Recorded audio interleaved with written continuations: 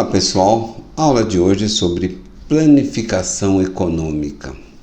Tomamos inclusive como referência para explicar o plano econômico ou os planos quinquenais implantados na União Soviética pelo governo do Partido Comunista.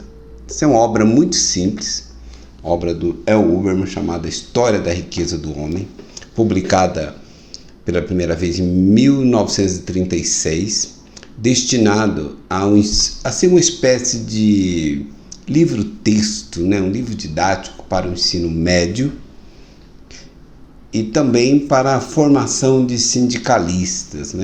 Então, o livro tem desde a Idade Média, as corporações de ofício, todos os pontos. Mas o que eu quero trabalhar é exatamente o capítulo 21 desse livro, que se chama A Rússia tem um plano, para falarmos da planificação econômica, tomando como referência esse texto do L. Huberman. Eu também dava esse texto no meu curso de História Econômica Geral e de História Econômica, tanto na economia quanto na história, e dava esse texto. Inclusive era muito criticado pelos professores, professores marxistas, é claro, porque esse texto é de um autor marxista. O L. Huberman foi professor de uma universidade americana e nesse período que ele publicou o livro ele era professor de uma universidade americana. Então, só que o problema, assim como eu sempre fui criticado por ministrar o Manifesto Comunista, dar o manifesto para os alunos, porque o manifesto também é um texto ingênuo, mais simples, mas é exatamente os textos mais ingênuos que mostra a essência que ele tem. Nos textos mais sofisticados, o autor geralmente esconde as pontinhas, para ludibriar o seu leitor. E esse livro aqui, como ele foi um livro voltado à formação de sindicalista e ensino médio, então ele vai, digamos assim, expondo várias questões que nos servem de alerta, E o L. Huberman é um autor bastante empolgado com o socialismo, portanto é um professor de uma universidade americana, um professor comunista, um professor empolgadíssimo com o socialismo soviético, socialismo praticado na União Soviética, Tanto que ele até começa o texto dele, nesse capítulo em particular, mais ou menos como Marx começa o manifesto, o Marx e o Engels, no começo do manifesto. Eles destacam que o objetivo daquele manifesto era exatamente mostrar ao mundo que os comunistas existiam, que existiam na forma de partido e quais eram as reais pretensões. Então esse foi o grande objetivo do manifesto. E aqui, nesse livro também, o L. Huberman chama atenção, inclusive, de que pelo fato...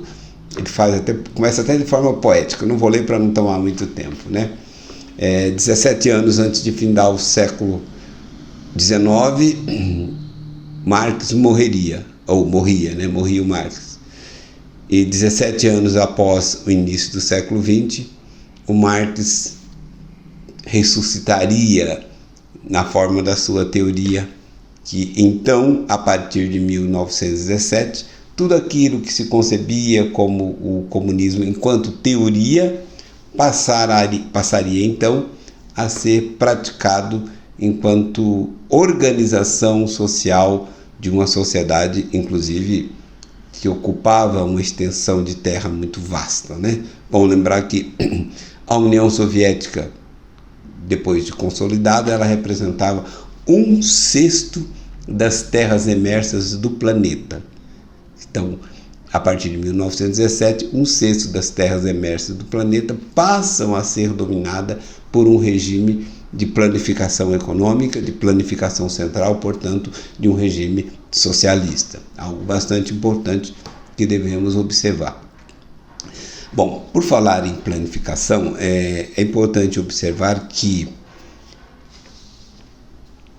numa sociedade planificada, que aliás boa parte até de gente de direita tem um certo flerte, um certo sonho com essa ideia do Estado planificador organizando tudo que vai ser produzido, porque a sociedade capitalista do chamado laissez-faire, laissez-passer, ela é anárquica, né? Você produz o que você quer e o consumidor compra o que ele quer, e hora falta, hora sobra, mas é assim mesmo, né?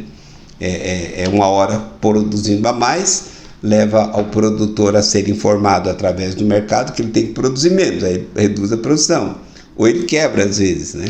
Muitas vezes o cara produz, sei lá, produto agrícola, cebola em excesso, e não consegue vender toda a cebola, por mais que ele reduza o preço, a cebola perece em poucos dias, ele quebra.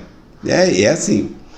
Mas a ideia de planificação, ela vem mais ou menos daquela ideia do racionalismo, que vem desde Descartes, passando pela Revolução Francesa, em especial pelo Iluminismo francês, né, que é essa ideia de racionalidade da sociedade.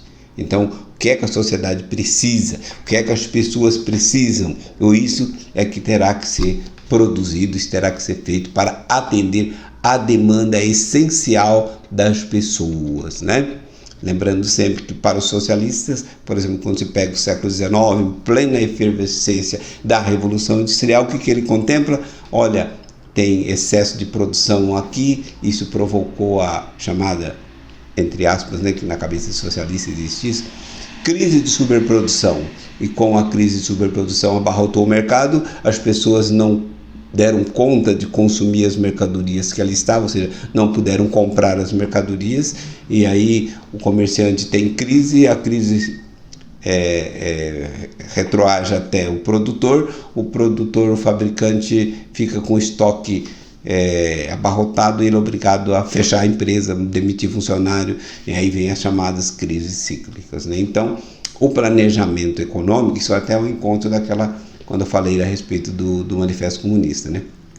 E também da Revolução Industrial. O planejamento econômico, o planejamento central, ele é o oposto disso, ele não é uma sociedade anárquica que produz aquilo que o cara quer produzir e o consumidor vai lá ver se tem, se não tem, né? Então, na cabeça do socialista, é preciso ter uma racionalidade na sociedade. É preciso fabricar primeiro aquilo que as pessoas têm reais necessidades. E com isso você cria todas as condições para o totalitarismo. Vamos imaginar, nem é imaginar, né? Vamos citar apenas, né? Por exemplo, na União Soviética, em 1932, até o que traz um jornal norte-americano, New York Times, o jornalista americano que cobre, que fica em Moscou cobrindo os acontecimentos de lá, para noticiar na América, no mundo livre, né? Que ele também é uma espécie de pistoleiro de redação, aquele que faz militância ao invés de dar informação. Mas enfim, em 1932 ele publica que, ergueu um microfone aqui, ele publica que 98,5% da produção industrial da União Soviética já estava toda nas mãos do Estado. Ou seja, 98,5% de tudo que era feito na União Soviética já era feito através de organismos e de empresas estatais. Restavam apenas 1,5% que eram pequenos expedientes, tipo sapateiro, alfaiate, celeiro, ferreiro, esse que faz pequenos concertos, né? Então, o Igueira apontava, inclusive, com certo entusiasmo, que apesar de ser só 1,5%, ou seja, refazer a frase, né? Mesmo sendo apenas 1,5%, essa atividade estava em declínio devido aos impostos excessivos que eram taxados sobre esses produtores. Então, levando, ao invés de um estímulo à iniciativa privada, à iniciativa individual, tinha um desestímulo, fazendo com que cada produtor procurasse a cada dia deixar de ser o seu pequeno produtor e se engajar através do trabalho, seja numa fazenda coletiva, seja numa fábrica, que obviamente era uma fábrica coletiva, seja no próprio sistema bancário, que eram também atividades coletivas, portanto estatais, pertencentes ao Estado. Então, por um lado, isso parece romântico, parece que aqui, agora, tudo é de todos, né? Inclusive o Léo Huberman destaca isso no texto, né? Bastante de forma empolgada, né? Que ao contrário de outros períodos, do período anterior, em que você trabalhava numa fábrica, a fábrica pertencia a um proprietário distinto, em que qualquer momento, em função de adversidade, você poderia ser demitido e a fábrica, portanto, que não lhe pertencia, deixaria de ser o seu ambiente de convivência. Agora, né, 1932, a sensação é absolutamente outra, porque os trabalhadores olham para uma fábrica com a sensação de que aquela é a nossa fábrica, trabalhando nela ou não, porque tudo é voltado para atender a demanda do coletivo. Quando olha para um hospital, tem a mesma sensação. Esse hospital é o nosso hospital, porque todo o atendimento dele ali é voltado para a população e não para os interesses financeiros, o que seria uma fábrica tradicional. No mundo capitalista, fabrica em troca de dinheiro, que as pessoas vão comprar os produtos pagando, e em função do dinheiro é que esse fabricante entrega o seu produto. Ou, no caso do hospital, em função do dinheiro é que esse hospital vai prestar-lhe assistência médica naquilo que o paciente precisa. Ou seja, alguém chega com dores no hospital, precisando de uma cirurgia, essa cirurgia, o atendimento, o alívio dessa dor será feito em função daquilo que esse cidadão precisa e não em função daquilo que ele pode pagar. Olha que chique, bonito, né? Romântico. Tem um ladinho bonitinho, por isso que atrai os jovens inocentes. Mas vamos observar. Então, em 1932, isso já começa a partir de 1917, né? Mas em 1932 estava todos os segmentos importantes da economia, ou daquilo que podemos chamar de economia, nas mãos do Estado. Portanto, educação, instrução, né, que a gente chama de educação, saúde, transporte, indústria, comércio, cultura, diversão, lazer, tudo que você imaginar, né? Desde o armazém que vendia as mercadorias, no caso, os condimentos e os cereais básicos para alimentação, as vestimentas, até o bar em que as pessoas frequentavam, digamos, no seu momento de ócio, né? Então, todas as atividades estavam ligadas eram atividades estatais, ligadas, portanto, ao partido e que cumpria uma função. E quando nós pegamos, inclusive, a questão da cultura, toda a cultura ela era financiada pelo partido, portanto, pelo Estado soviético. Consequentemente, só era cultura aquilo que o partido apoiava e que entendia que deveria ser reproduzido, né? Então, vamos observar, o monstro do totalitarismo, ele não começa com ameaças, se bem que aqui na América Latina, inclusive no Brasil, é na base da ameaça, né? Ameaça e depois concretiza. Mas o monstro do totalitarismo, ele muitas vezes ele apresenta com uma coisa boa. Então, vamos pensar na questão da cultura. Não precisa se preocupar, porque o Estado se preocupa com você e vai lhe oferecer cultura de qualidade, saudável, com artistas pagos pelo Estado, né? Então, no que diz respeito sei lá, uma sessão de exposição de artes, né? Você vai também naquilo que o Estado oferece. Olha que legal, você tem o Estado que oferece arte de uma exposição de artes, por exemplo. O Estado lhe oferece um show para você assistir. E todas essas coisas, e aí vamos observando como é que é a armadilha. Todas essas coisas estão voltadas para enaltecer o sistema. Então, nenhuma exposição de arte apresentava na União Soviética que fosse crítica ao modelo, que fizesse crítica ao regime. Porque, afinal, esse regime era o regime que atenderia às necessidades de toda a sociedade.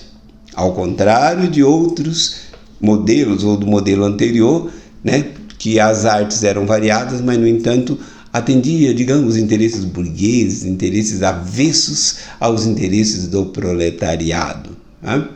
E por aí vamos, né? A indústria. Vamos pegar a educação primeiro, né?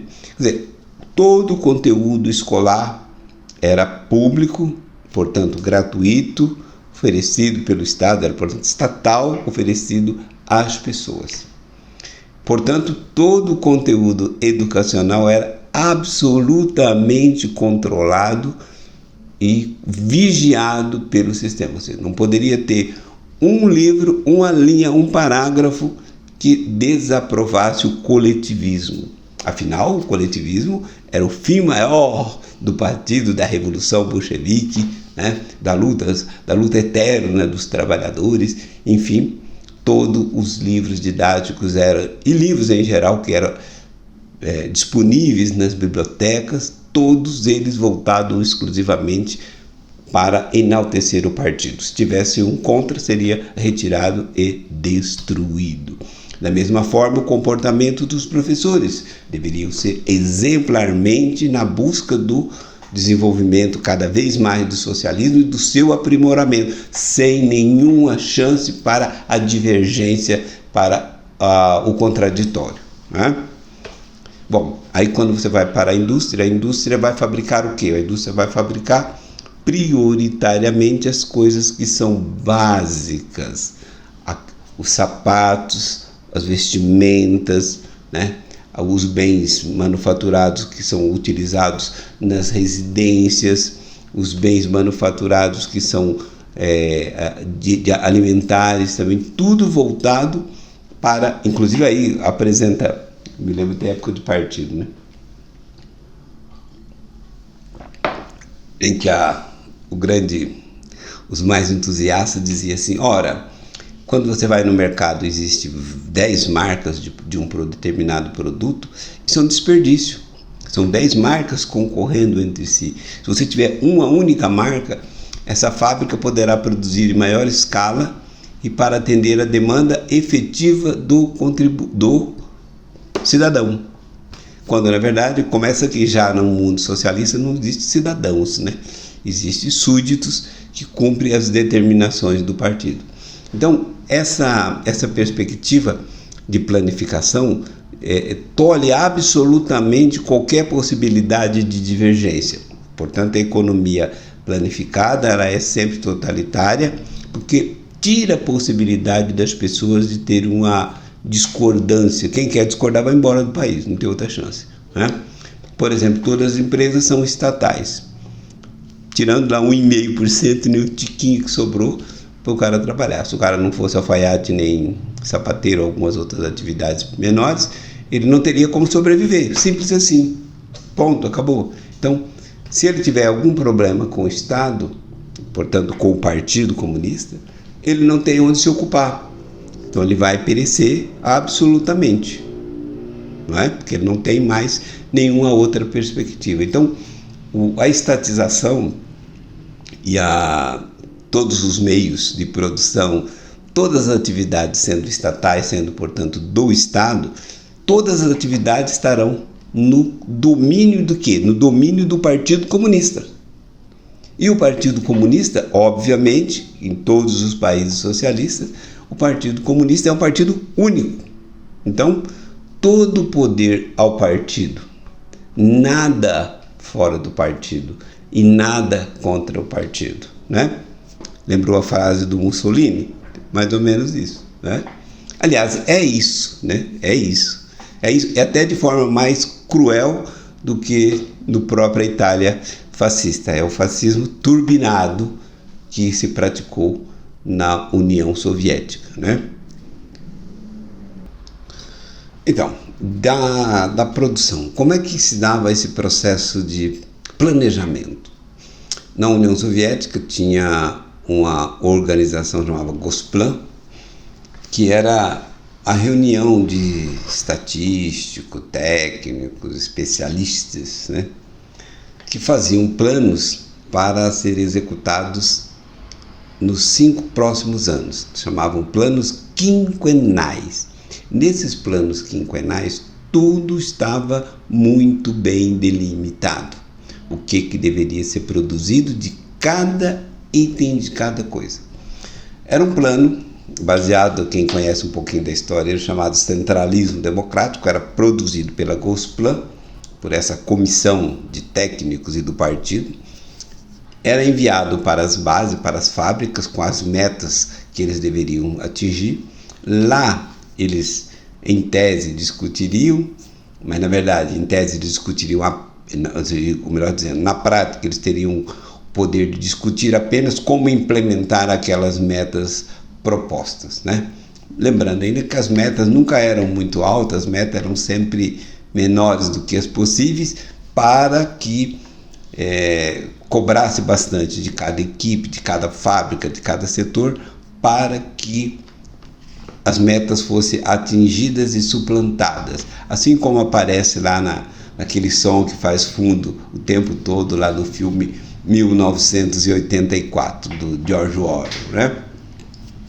Então, essas metas eram repassadas de alto a baixo. Então você imagina, tinha um grupo seleto lá no alto comando do partido e, portanto, da direção soviética, que dizia tudo que deveria ser produzido, e isso descia até na base da pirâmide para que ali fosse produzido e depois, né, fosse analisado e depois retornado ao topo, e sempre retornava, sim senhor, vamos fazer, vamos cumprir, e aí voltava novamente o plano para as unidades, para que elas executassem, desenvolvessem tudo aquilo que fosse, digamos assim, designado pelo partido.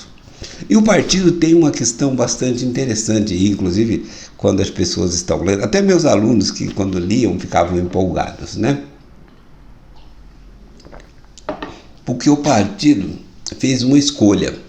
Qual seria a escolha? A escolha seria construir as bases para o desenvolvimento da sociedade. Tanto que naquele texto lá naquele telegrama que o jornalista do New York Times manda para o jornal informando que uma parte significativa, ou seja, a base da economia do socialismo já estava implantada, quando ele refere-se inclusive ao índice lá de 98,5% de todas as atividades econômicas já serem estatais, e vai destacar inclusive que, e aí o Léo Huberman depois vai desenvolver bastante raciocínio em cima disso, com bastante empolgação, é que de fato faltava muita coisa na União Soviética com a produção socialista, que aliás, como toda produção socialista são exímias, todas as produções socialistas são exímias em faltar bens para que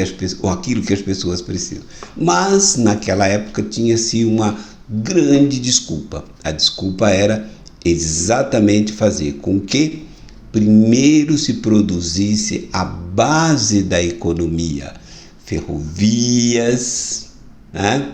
Estradas, usinas siderúrgicas, as grandes obras que seriam o esqueleto que complementaria depois a sociedade mais desenvolvida, atendendo mais benefícios para as pessoas. Então, os bens de consumo mais, digamos, comezinhos do dia a dia, era frequente a falta. E essa falta era justificada em função de construir as bases da economia soviética, tá? Mais ou menos isso aí. Bom, eu vou segurar aqui, ficar a aula 1 e vou fazer uma aula 2 nessa temática para dar sequência, para a gente fechar essa questão da economia planificada, que boa parte dessa planificação, inclusive, dava inveja em muita gente, inclusive no Brasil.